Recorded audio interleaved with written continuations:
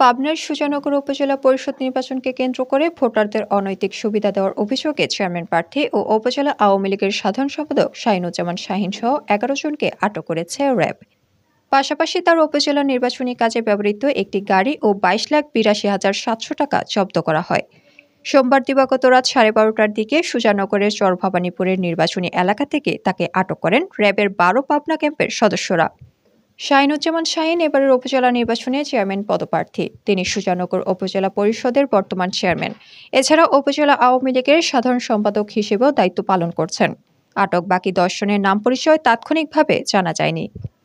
র্যাবের company commander major Mohammad Ehteshamul Haque Khan সাংবাদিকদের বলেন, আগামী ৮ই মে ৬ষ্ঠ উপজেলা পরিষদের প্রথম ধাপে সুজানগর উপজেলা নির্বাচন উপলক্ষে আমাদের নিয়মিত টহল দল সুজানগরের চরভবানীপুর এলাকায় টহল দিচ্ছিল।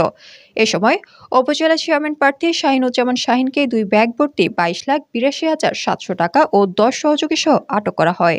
প্রাথমিক জিজ্ঞাসাবাদে জানা গেছে, টাকাগুলো অসৎ উদ্দেশ্যে বিতরণের জন্য রাখা হয়েছিল। রিটার্নিং কর্মকর্তাকে জানিয়েছে, তিনি এসে ব্যবস্থা গ্রহণ করবেন। পাবনা জেলা নির্বাচন অফিসার ও নির্বাচনের দায়িত্বপ্রাপ্ত রিটার্নিং কর্মকর্তা মাহবুবুর রহমান জানান, বিষয়টি আমরা জানতে পেরেছি, বিধি মোতাবেক আইনগত ব্যবস্থা গ্রহণ করা হবে।